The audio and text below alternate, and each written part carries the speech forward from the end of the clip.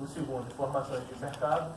E o terceiro, econômico, financeiro e impacto potencial. Nosso produto final é o relatório de viabilidade técnica, econômica, comercial, impactos sociais e ambientais, que a gente chama de DVTCs. Então, não é nada mais do que um quadro esquemático que a gente tem que cumprir passo a passo para que o resultado seja satisfatório.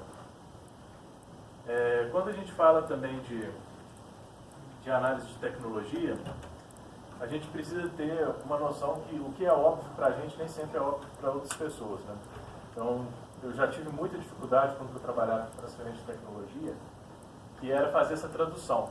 Ou seja, um químico, um cientista de dados, um especialista, ele entende muita parte técnica, só que quando a gente vai para o mercado, conversar com leigos, a parte técnica não é o melhor linguajar. A gente precisa de saber falar a linguagem do povo, a linguagem do nosso cliente, a linguagem do nosso público-alvo. Então a gente precisa de ter essa tradução da nossa tecnologia. E a gente tem que ser capaz de vender a nossa tecnologia para leigos. E isso aí é um papel que é bem interessante. Então, se você chegar vamos dar um exemplo aqui, a gente vai produzir um novo briquete ou um novo método para fazer um briquete. O cara tem uma indústria já tradicional. Não adianta eu chegar para ele e falar que a gente usa tecnologia XPTO, que tem melhor de o quê? E falar a linguagem dele. A linguagem dele vou te dar um briquete que é melhor que o seu. Aí ele pode até perguntar, por quê? Então a gente começa a entrar em detalhes. Mas o que a gente precisa de fazer é traduzir a nossa tecnologia para que qualquer pessoa consiga entendê-la de uma forma mais simplificada. Aqui a gente coloca só algumas perguntas que podem guiar a nossa tradução dessa tecnologia. Uma delas é o que é o produto, ou produto derivado da tecnologia, ou tecnologia em si, de uma forma simples. A gente sempre fala como que é a sua aplicação, ação esperada, atributos físicos e processos aplicados à produção. Isso aqui, ele dá um direcionador geral da nossa tecnologia e a gente precisa, de certa forma, saber que discurso a gente usa para qual público-alvo. Isso a gente enfrentou muita dificuldade, por exemplo, angiotensina de um assédio para tratamento de câncer. A gente fala, gente, que bicho que é esse, né? Então a gente começava a falar, não, vai ser uma injeção, vai ser líquido, físico, pastoso, como que é o composto, né? Então a gente começava a traduzir no final, não, você vai ter uma aplicação nova que é uma injeção para tratamento de câncer. Aí vocês falam, o que vocês usam? Não, a gente usa uma angiotensina de 1 a 7. Aí vocês falam, mas eu não sei o que é isso. Então a gente sempre tem que buscar formas novas de fazê-los entender o que a gente estava querendo falar com aquilo, né? E aí, às vezes, a gente costuma usar formas diferentes também de apresentar essa nossa tecnologia. Eu vou trazer aqui 3 conceitos para vocês dentro do CDV, que é características, benefícios e vantagens. A gente vai ver que característica, de uma forma bem simples, são aspectos físico-químicos, né? Como que aquela tecnologia se apresenta. O produto tangível e o conjunto de dados físico-químicos. O benefício, por sua vez, ele tem uma relação já ao uso. Então, o que você ganha usando ou aplicando aquela tecnologia? Depende dos fatores críticos de sucesso do cliente, ou seja, depende de qual problema o cliente tem e como que a gente resolve esse problema. E ele já é um produto ampliado, aqui ele não é simplesmente um produto físico, um produto tangível, é o contexto que o produto está inserido. E a vantagem, ela está muito relacionada à forma como que a gente comunica isso frente aos concorrentes. Então, toda vez que a gente fala de características, benefícios e vantagens, a gente vai ter uma interface aqui de produto, uma interface de cliente e uma interface de concorrência. Eu vou dar um exemplo assim que vai ficar um pouco mais claro. Então, pensem que existem características do produto, que é o descritivo do produto, o benefício, que é o valor que aquele produto entrega para determinado tipo de cliente, e a vantagem, que é quando o cliente faz a análise de concorrente, né? O que os outros concorrentes têm de diferente em relação ao seu produto. E aqui, de uma forma bem simples, né? Vamos pensar aqui no veículo, né? no Gol aí, 1.0, a gente colocou aqui característica. Você vai adorar esse carro, ele é um carro com motor 1.0, na cor prata e 0 km. Então, observem aqui que a gente colocou só as características, né? 1.0, a cor dele e a quilometragem. Quais são os benefícios? Além disso, possui direção hidráulica, viva voz com Bluetooth, GPS, é um carro econômico, entre outras coisas. Então, aqui a gente começa a pontuar o produto ampliado, não só o carro em si, mas outras coisas que ele oferece. E a vantagem é que quando que a gente compara com os concorrentes, por exemplo, o carro mais vendido da categoria, tem o maior preço de revenda, menor consumo de combustível. Então fiquem com esses três termos aí bem fixos na mente de vocês, porque a gente não vende característica, a gente vende benefício e vantagem. Então a gente tem que ficar bem atrelado com isso. E aí entrando já na parte de análise de mercado, né, até agora eu quis só trazer um pouquinho sobre tecnologia, que é um ponto importante, a gente saber traduzir a tecnologia, a gente saber comunicar como a gente faz a venda da nossa proposta de valor, a gente parte para a parte de análise de mercado. Pessoal, se alguém tiver alguma dúvida, quiser interromper, fica à vontade, tá bom? E quando que a gente fala de análise de mercado, o primeiro slide que eu gosto de mostrar são aonde que estão as informações, né? Então, informação está disponível. Está disponível em várias fontes, cabe a gente escolher as melhores informações para a nossa tomada de decisão. E existem também muitas informações, né, vamos chamar aqui de fake news aqui, né, informações falsas também, que podem enviesar a gente para um estudo que não é verídico, um estudo que não vai dar premissas bem estruturadas. Então, assim, sempre que vocês tiverem uma informação para tomar decisão, para fazer uma estimativa de mercado, uma análise, busquem outras informações que possam sustentá-las ou busquem fontes confiáveis, né? Não adianta a gente achar a primeira informação lá no Google, por exemplo, e achar que dá para estruturar um estudo em cima dela. Então, isso não dá. E aqui a gente coloca, eu não vou falar de todos aqui, depois eu disponibilizo para vocês essa apresentação, mas aonde que a gente consegue encontrar tipos de informações. Por exemplo, se a gente quer saber informações financeiras, empresas de capital aberto normalmente têm relatórios anuais, relatórios para investidores. Então, é uma importante fonte de informação e é uma informação que a gente espera que esteja bem consolidada, né? Tirando o caso da Petrobras, que deu alguns problemas lá para os investidores estrangeiros, mas é uma informação que a gente acredita ser mais verídica. Informações técnicas, a gente estudou ali um pouquinho a questão de patentes, onde que tem.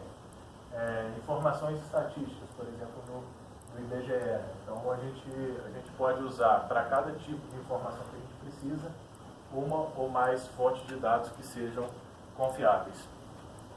E a partir dessas informações, a gente consegue ter também alguns insights para a gente fazer o desdobramento. Qual que é o desdobramento que eu acho que é muito importante a gente estar conduzindo aí ao longo dessa etapa de análise de mercado? É pensar, a partir da minha tecnologia, quais tipos de produtos que são possíveis de desenvolver e para quais mercados a gente vai estar direcionando esses produtos. Essa análise que é chamada ali de TPM, né, Tecnologia, Produto e Mercado, ela caminha aqui com a nossa capacidade tecnológica e ela caminha com o que o mercado quer no futuro. E a gente vai falar assim, a gente vai trabalhar todas essas ligações aí de tecnologia, produto e mercado dentro do nosso business case, dentro do nosso documento? Não. Qual que é a recomendação nossa? É a gente identificar a linha de tecnologia, produto e mercado que represente o maior potencial para a sua solução, ou aquela que você acredita que vai dar o melhor retorno, no caso ali, para essa marca ou para o empreendimento que a gente quer construir. Então pode ser que a gente encontre vários caminhos aqui entre tecnologia, produto e mercado, e a gente priorize, por exemplo, esse caminho ou esse caminho aqui, os dois no caso também, do documento que a gente está elaborando. Então, assim, a gente tem um tempo, esse tempo é curto, a gente precisa priorizar.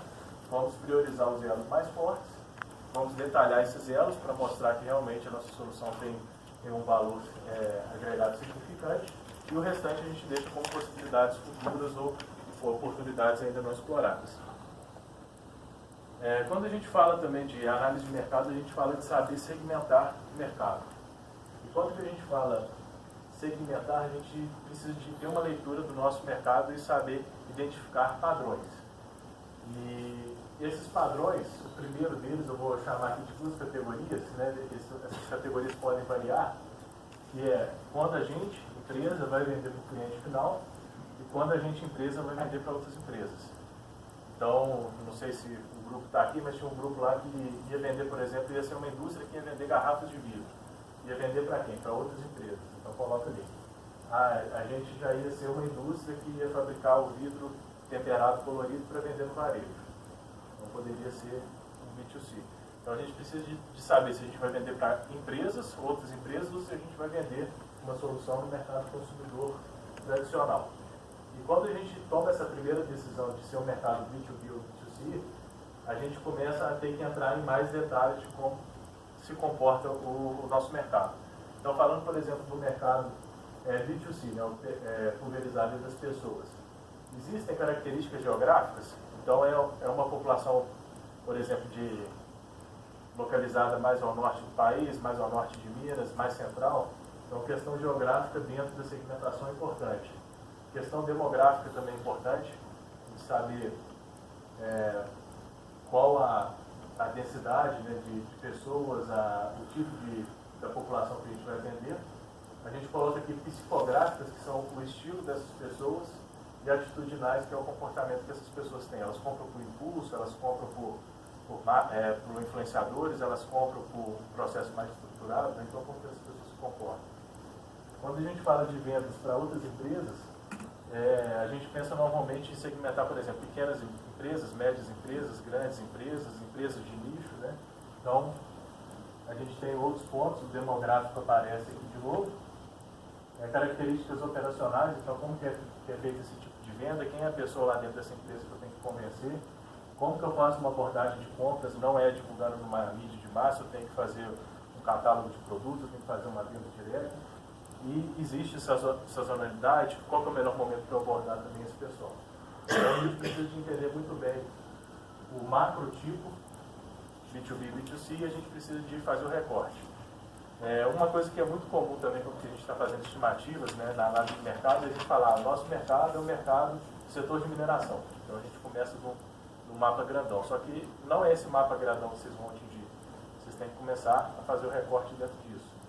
E isso causa muitos erros. Então as pessoas começam a entender, ou tendem a entender que o mercado é desse tamanho, só que na verdade o mercado é muito mais restrito, né?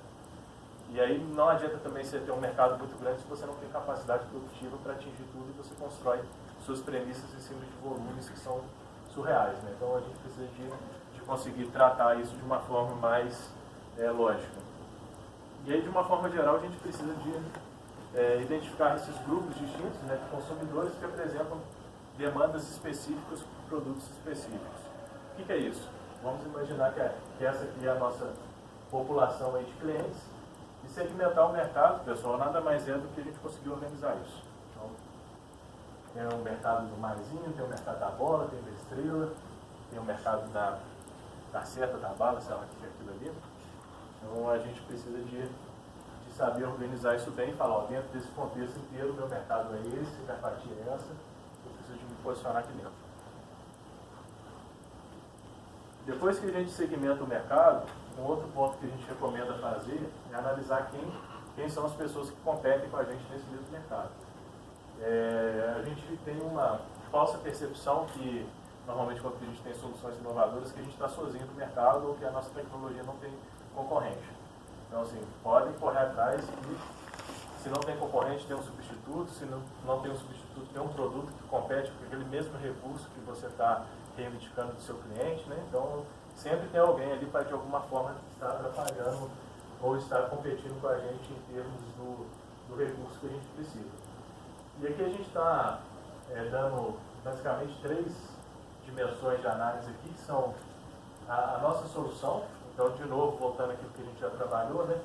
Se ela é uma inovação radical, se é uma inovação incremental, se ela é incremental, o que agrega de valor. Então, aqui entender um pouco melhor o que a gente está propondo, qual que é a nossa solução, e aqui entender quem são os nossos concorrentes atuais. E quando que a gente fala em entender quem são os concorrentes, a gente tem que entrar um pouquinho mais a fundo, não basta falar que é empresa A, B ou C. A gente precisa de entender. É uma empresa estabelecida ou uma empresa nova? É uma startup que eu estou concorrendo? Qual que é o tamanho? Uma média empresa, grande empresa ou pequena empresa? A marca dela é forte? Quando surge uma outra empresa do mercado, o que ela faz? Então, por exemplo, a Coca-Cola tem uma estratégia muito agressiva, né? Surge um suco Del Valle, ela vai lá, compra o suco Del Valle. Surge a Cristal, vai lá, compra a Cristal. A mais recente que eu estou tendo informação, Campo Verde. Daqui um dia a Campo Verde vai ser comprada também para a Coca. Então, se vocês forem olhar bem, a estratégia surgiu alguma coisa que compete com uma grande empresa do tipo Coca-Cola, o primeiro passo dela é recomprar. E algumas empresas que já competem em preço, né? Outro dia eu estava conversando com o pessoal da PIFPAF, é assim, Sardinha e Perdigão, joga o preço, uma joga o preço lá para baixo, aí a PIFPAF tem que sambar ali para conseguir equalizar o preço, né? Então tem empresas que realmente jogam o preço para baixo para que o competidor não consiga ter volume de vendas, não consiga baixar o preço e de alguma forma deixe ele numa situação ali meia complicada, né? Preciso de vender, não consigo baixar o preço, o que eu faço agora? Será que eu quebro? Então tem que pensar em outras estratégias, né? E aí é a mesma coisa, né? A gente está começando agora com uma solução, o que vai acontecer? O pessoal da garrafa, será que a empresa que produz garrafa, qual que vai ser a sacada dela? Ela vai querer comprar? Ela vai querer competir em preço? Ela vai querer jogar isso para baixo? Como que a gente vai caminhar nesse sentido, né? Eu estou falando para todos os outros projetos que surgiram aqui, eu estou falando mais da garrafa que foi um produto que me veio à mente fazendo analogia com a Coca-Cola, né? Então a gente precisa de conhecer bem os concorrentes atuais.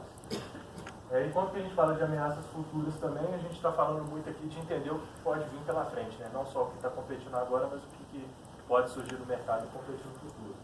E aqui a gente falou muito de patentes, né? O que está em processo de desenvolvimento, se existe uma previsão para ser lançado no mercado. Então entender bem o que temos, quem compete conosco hoje e quem pode competir com a gente no futuro. E eu gosto de montar uma matriz bem simples. Vocês podem fazer isso também de alguma forma. Eu listo no Excel quem que é o nome do meu concorrente, porque ele tem de ponto forte, porque ele tem de ponto fraco. Eu gosto muito de trazer também o volume de vendas que eles têm, porque a venda atual do cliente no mercado, dos concorrentes nossos no mercado, começa a dar parâmetros de demanda, né, daquele produto ou serviço.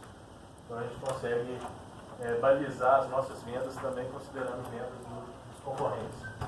Se eles estão crescendo, como que está a variação de vendas deles, por exemplo, nos últimos anos, qual que é o preço que eles praticam, aonde que eles atuam e qual que é o perfil de cliente que eles compram. Então, por que eu gosto de montar essa matriz? Porque no final, quando eu faço toda a listagem dos meus concorrentes, considerando esses 8 pontos, eu consigo ter alguns direcionadores para construir minhas premissas para fazer uma análise de mercado mais assertiva. Depois que eu conheço também meus concorrentes, uma das coisas que eu gosto de trabalhar é como que eu consigo me posicionar frente a eles. Então isso aqui é uma matriz bem simples aqui de posicionamento, trazendo um caso aqui, por exemplo, de veículos, né? A gente tem um eixo aqui, grau de personalização, desde personalizado a não personalizado, e preço, de barato a caro. Então, será que meu carro é um Volkswagen, um Fiat, um BMW, um Rolls Royce? Né? Então, onde que está nesses padrões? Não necessariamente eu preciso de usar personalizado e caro e barato. A gente pode pensar em outras dimensões para comparar nossa solução. E no final, eu quero saber quem eu sou como, então com quem eu mais pareço, com quem realmente eu não pareço, eu não tenho nada a ver, e o que eu quero passar de mensagem para os meus clientes. Então no final eu quero que meus clientes me enxerguem mais como uma Volkswagen ou mais como uma BMW. Eu preciso de ter uma noção disso. E aqui a gente tem também que considerar como que a gente pode ter acesso e conhecer esses nossos competidores. Né? A gente pode comprar um produto, então fingir ser um cliente do produto para saber como que funciona tanto o desempenho do produto, quanto também, por exemplo, pós-venda, saque, entre outras coisas. Uma coisa bem simples ali é procurar no Google, ver reclamações, ver, por exemplo, um reclame que eles estão falando. A gente pode também imaginar se esse é o cliente. Então, esse imaginar é o mais difícil. Né? A gente passa na jornada, né? Eu não posso comprar um Rolls Royce, mas eu posso me imaginar estar dentro de um Rolls Royce, ver como que funciona, né? Esse tipo de veículo, ver recomendações também. Então, dos pontos importantes, pessoal, é a gente achar a nossa posição única de venda. Então, é a gente se posicionar dentro dos nossos quadrantes em relação aos concorrentes. E sempre diferenciar aqui quem vai comprar de quem vai usar. Então, esse é um ponto sempre que eu reforço também. Cliente e usuário tem uma diferença bem grande. Cliente, quem paga. Usuário, quem usa. Então, se você vai comprar uma fralda, por exemplo, a gente vai vender uma fralda, o pai que compra é o nosso cliente, a criança que usa é o nosso usuário. Isso, fazendo uma analogia, por exemplo, para venda de cuecas, normalmente quem compra cueca é a mulher. Então, a campanha é focada no público feminino mais do que no masculino. Então, a gente precisa de entender muito bem essa diferença aqui na hora de fazer a nossa oferta da nossa solução. Além de conhecer os concorrentes, a gente precisa de conhecer a nossa cadeia de valor. Esse aqui é até um caso real de um estudo que a gente fez há um tempo atrás, onde que a gente desenhou a cadeia para uma startup, no caso era Detecta, e o que foi importante da gente conhecer nessa cadeia? Primeiro, desde quem são os fornecedores do laboratório de pesquisa onde está sendo desenvolvida a tecnologia, até o cliente final, o dono do pão. Esse aqui era uma vacina de leishmaniose, né? Então, o que a gente fez aqui? A gente mapeou todos os elos da cadeia, a gente desenhou basicamente a setinha, né? Então, o fornecedor manda insumos para a empresa que chama Vida, a Vida manda insumos para a Detecta produz kit de diagnóstico e manda para a Ertap. A Ertap ela pode colocar em distribuidores ou ela pode enviar direto para o laboratório. O laboratório vende para o veterinário para o dono do pão. E aí a gente começou a fazer uma brincadeira aqui de quanto que sai cada elo da cadeia. Então, por exemplo, o custo que chega aqui na startup é de R$ 1,50. A startup vende por 5. A Ertap, quanto ela distribui aqui, é 9. Quanto ela vai direto aqui no laboratório é 9 também. Só que o distribuidor do laboratório é 16. Então vocês olhem como que varia aqui. Do veterinário que veio direto e Ertap no laboratório sai 16. Aqui sai 29. Aqui sai 32. Aqui sai 58. Então a gente começa a entender aonde que tem os elos da cadeia, aonde que tem as margens também para a gente poder negociar. Né? Então, isso aqui no final a gente chegou, estava discutindo aqui qual era o melhor modelo de distribuição da nossa solução e quanto que esse cara aqui poderia cobrar também para que essa diferença aqui ela não fosse sensível para o dono do cão. Então acabava que a cadeia inteira aqui ganhava margem maior para poder equalizar o preço final de venda. Né? E isso aqui é interessante a gente construir para as nossas soluções também, sim. A Detecta ela produz kit de diagnóstico, kit para diagnóstico rápido de doença. E como são feitos os diagnósticos de cada etapa? Então, aí a gente faz direto com os fornecedores. Então, por exemplo, daqui eu chego para cá e pergunto qual que foi o custo. Né? Aí eles me falam, para chegar esse produto aqui é R$ 1,50. E aí aqui a gente faz toda a análise baseada no preço que a gente está vendendo aqui e quanto que eles já repassam para os próximos anos da cadeia. Né? Então a gente vai ter que conversar com todo mundo. Não adianta a gente simplesmente chegar aqui e fazer a análise considerando que os números são nossos, porque os números aqui não são nossos. Então a gente pergunta qual que é a margem que você trabalha de cá para cá, qual que é a margem que você trabalha de cá para cá. E aí sucessivamente a gente vai fazendo margem em cima de margem e calculando também, quando a gente fala de nota fiscal, é o preço da nota, né? Porque os impostos. Então a gente precisa saber quanto que cada um paga de imposto ali também. Passando um pouquinho aqui para frente, pessoal, falando sobre o Oceano Azul. O que acontece? Aqui a gente falou sobre concorrente, sobre o nosso posicionamento, e aqui a gente fala como que a gente consegue sair de um ambiente onde que existe uma competição, onde todo mundo está fazendo a mesma coisa, para a gente pensar num aquário aqui, onde a gente ainda tem um universo aqui para explorar. Né? Então, quando a gente fala sempre do Oceano Azul, a gente fala de sair de um contexto onde que a concorrência ela é cruel, ela é dura, para um contexto onde a concorrência é temporariamente irrelevante. E, basicamente, a gente consegue fazer isso por meio de um conceito que a gente chama de inovação de valor. A inovação de valor ela ocorre quando a gente consegue, simultaneamente, reduzir custo de tudo aquilo que não agrega valor diferencial para os nossos clientes e aumentar valor para o comprador naquilo que é diferencial competitivo. E aí a gente pode pensar um pouco como fazer isso, a gente vai ver para frente. Toda vez que vocês ouvirem essa palavra Oceano Azul, gosto de trazer esse slide porque ele mostra primeiro o Oceano Vermelho. Então o Oceano Vermelho são mercados extremamente competitivos, mercados aqui onde que, a gente está interessado realmente em vencer a concorrência. Então é competição em preço, competição até algumas vezes desleal. A compensação aqui entre valor e custo, ou seja, o preço realmente é muito determinante, o valor percebido pelos clientes ele tende a ser pareado entre as empresas que estão dentro do mercado, e o objetivo maior aqui é defender a posição atual. Quando a gente fala de Oceano Azul, a perspectiva nossa é inovar e perseguir sempre novas oportunidades, ou seja, criar novos mercados, tornar a concorrência relevante. Esse relevante a gente sempre fala que é temporário, porque a partir do momento que a gente entra no novo mercado, também novos concorrentes surgem conosco. Então, a gente tem um período aí de pioneirismo e depois é normal ter concorrência em cima disso. existe uma quebra de relação entre valor e custo, ou seja, o cliente não está tão preocupado assim no seu preço, no custo da solução, ele já está mais preocupado no valor que você entrega.